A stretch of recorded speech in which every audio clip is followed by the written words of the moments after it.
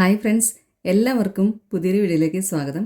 ഇന്നത്തെ വീഡിയോയിൽ നല്ല ടേസ്റ്റി ആയിട്ടുള്ള ചക്ക അടയാണ്. ചക്കയൊക്കെ ധാരാളം കിട്ടുന്ന സമയമാണിപ്പോൾ. ഇതിൻ്റെ പ്രത്യേകത ദിവസം മുഴുവൻ ഇരുന്നാലും ഈ അട സോഫ്റ്റായിട്ട് തന്നെ ഇരിക്കും. പിന്നെ ഇത് രണ്ട് തരത്തിൽ ഞാൻ ഉണ്ടാക്കി കാണിക്കുന്നുണ്ട്. ഷുഗർ വേണ്ടാത്തവർക്ക് അങ്ങനെ വേണമെങ്കിലും ഉണ്ടാക്കാം. അപ്പോൾ നമുക്ക് നോക്കാം വളരെ എളുപ്പത്തിലും ടേസ്റ്റി ആയിട്ടുള്ള ഈ ചക്കയട എങ്ങനെയാണ് തയ്യാറാക്കുന്നത് എന്നുള്ളത്. അതിനായിട്ട് ഒരു പാത്രത്തിനകത്ത് 3 കപ്പ് വെള്ളമാണ് എടുത്തിട്ടുള്ളത്. നമ്മൾ വെള്ളം എടുക്കുന്ന അതേ കപ്പിൽ തന്നെയാണ് ഗോതമ്പ് പൊടിയും അളന്നെടുക്കേണ്ടത്. ഞാനിവിടെ 250 ml കപ്പിൽ 3 കപ്പ് വെള്ളം എടുത്തിട്ടുണ്ട്.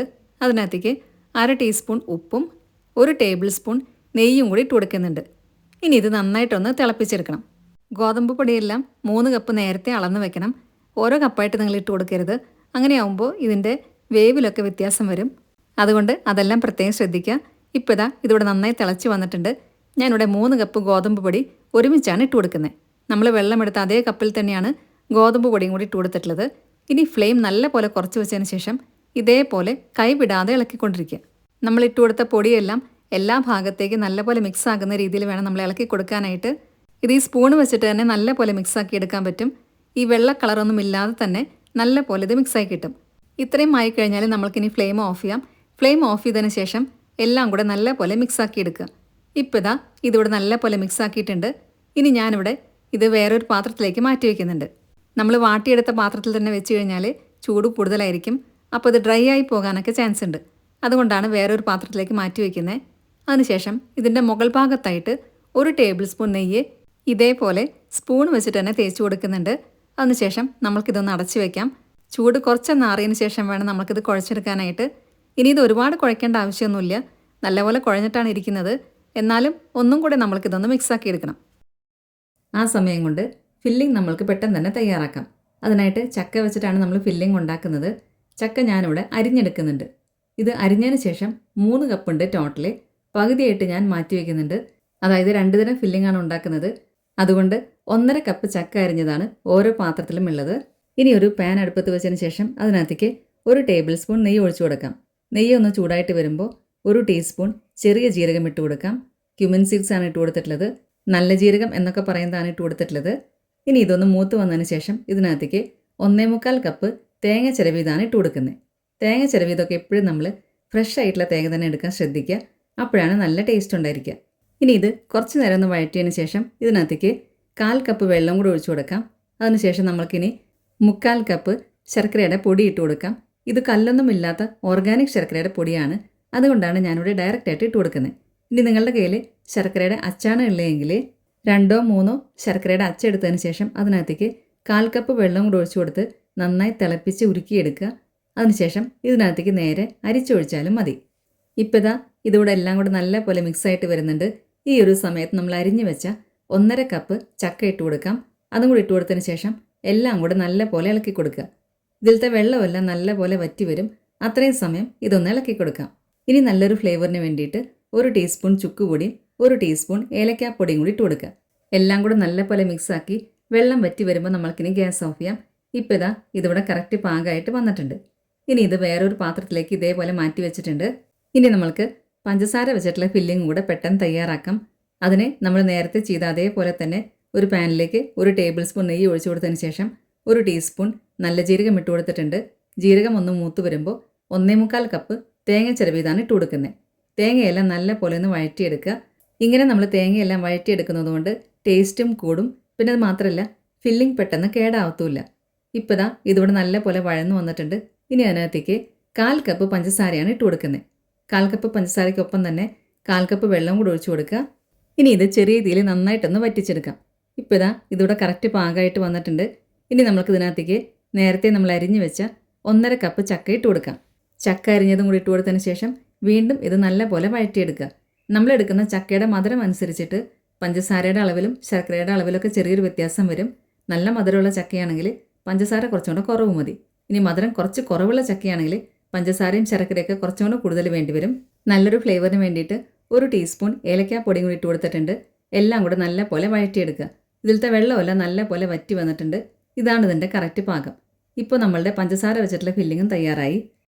ഈ സമയമൊക്കെ ആകുമ്പോഴത്തേക്കും നമ്മൾ നേരത്തെ അവിടെ ഗോതമ്പ് പൊടി ചൂടാറാൻ വേണ്ടിയിട്ട് വെച്ചിട്ടുണ്ടായിരുന്നു.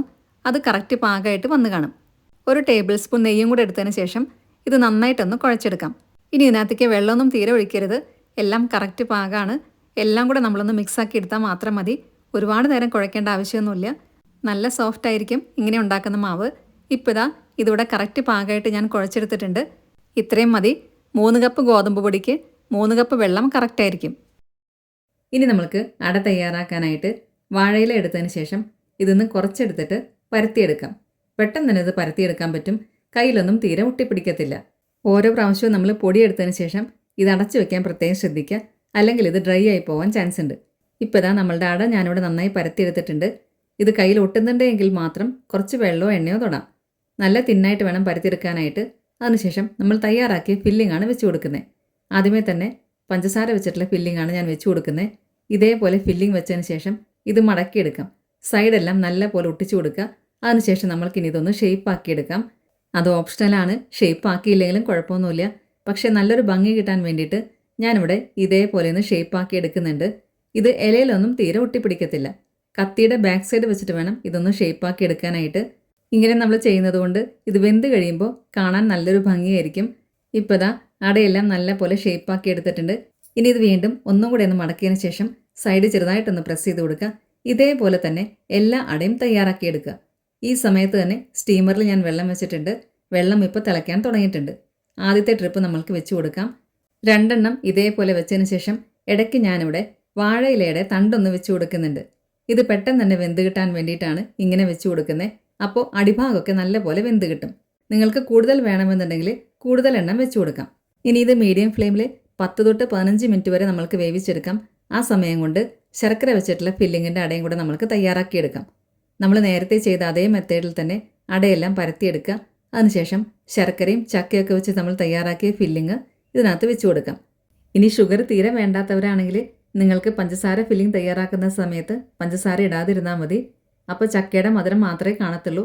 അങ്ങനെ വേണമെങ്കിലും തയ്യാറാക്കാം. നമ്മൾ നേരത്തെ ചെയ്ത അതേ മെത്തേഡിൽ തന്നെ ഇതും മടക്കി കൊടുക്കുക. സൈഡെല്ലാം നല്ല പോലെ ഒന്ന് പ്രസ് ചെയ്ത് കൊടുക്കാം. ഇനി ഇത് ഷേപ്പ് ആക്കണം എന്നുള്ളവരാണെങ്കിൽ നേരത്തെ ഞാൻ കാണിച്ച അതേ മെത്തേഡിൽ തന്നെ നിങ്ങൾക്ക് ഷേപ്പ് ആക്കി എടുക്കാം.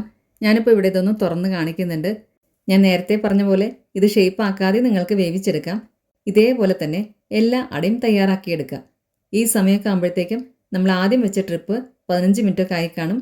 അടയെല്ലാം നല്ലപോലെ വെന്ത് വന്നിട്ടുണ്ടായിരിക്കും ഈ സമയത്ത്. ഇപ്പോൾ ഇതിവിടെ കറക്റ്റ് പാകമായിട്ട് കിട്ടിയിട്ടുണ്ട്. ഇനി നമ്മൾക്കിത് വേറൊരു പ്ലേറ്റിലേക്ക് മാറ്റി വയ്ക്കാം. അതിനുശേഷം രണ്ടാമത്തെ ട്രിപ്പും കൂടെ നമ്മൾക്ക് വെച്ച് കൊടുക്കാം. രണ്ടാമത്തെ ട്രിപ്പും ആദ്യം വെച്ച് അതേപോലെ തന്നെ വെച്ച് കൊടുക്കുക. ഇടയ്ക്ക് ഞാൻ വാഴയില തണ്ട് വെച്ച് കൊടുക്കുന്നുണ്ട്. ഇനി ഇതും നമ്മൾ നേരത്തെ വേവിച്ച അതേപോലെ തന്നെ 15 മിനിറ്റ് വേവിച്ചെടുക്കുക. ഇപ്പോൾ ഇതോടെ 15 മിനിറ്റ് കഴിഞ്ഞിട്ടുണ്ട്. നമ്മൾ രണ്ടാമത് വെച്ച ട്രിപ്പും തയ്യാറായി കഴിഞ്ഞു. അടയെല്ലാം കറക്റ്റ് പാകമായിട്ടാണ് വെന്ത് കിട്ടിയിട്ടുള്ളത്. നല്ല ടേസ്റ്റാണ് ഈ രീതിയിൽ തയ്യാറാക്കുന്ന അടയ്ക്ക്. ഞാൻ നേരത്തെ പറഞ്ഞ പോലെ ഇതിൻ്റെ പ്രത്യേകത ദിവസം മുഴുവൻ ഇരുന്നാലും നല്ല സോഫ്റ്റായിട്ട് തന്നെ ഇരിക്കും. ഇനി നമ്മൾക്കിതൊന്ന് തുറന്നു നോക്കാം. നമ്മൾ ആദ്യം എടുത്ത പഞ്ചസാര വെച്ചിട്ടുള്ള ഫില്ലിംഗാണ് ഞാൻ ആദ്യമേ തന്നെ കട്ട് ചെയ്ത് കാണിക്കുന്നത്. ഇതിപ്പോൾ കറക്റ്റ് ചൂടാറി വന്നിട്ടുണ്ട്. ഒരുപാട് ചൂടോടെ കട്ട് ചെയ്ത് കഴിഞ്ഞാലാണ് ഇത് കയ്യിലൊക്കെ ചിലപ്പോൾ ഒട്ടി പിടിക്കുന്ന പോലെ ഇരിക്കുക. ഇത് കാണുമ്പോഴേ അറിയാം നല്ല സോഫ്റ്റായിട്ടാണ് ഇരിക്കുന്നത്. ഉള്ളിലൊക്കെ നല്ല പോലെ വെന്ത് വന്നിട്ടുണ്ട്. ചക്കയുടെ ഒക്കെ നല്ലൊരു ഫ്ലേവറും കൂടി ഉണ്ടായിരിക്കും.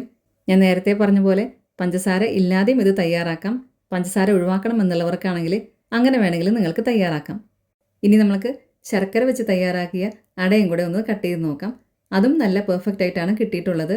കാണുമ്പോൾ തന്നെ അറിയാം നല്ല സോഫ്റ്റാണ് ഈ അടയും. ഇതേപോലെ ചക്ക അട നിങ്ങൾ തയ്യാറാക്കിയിട്ടില്ലെങ്കിൽ ഒരു പ്രാവശ്യമെങ്കിലും തയ്യാറാക്കി നോക്കണം.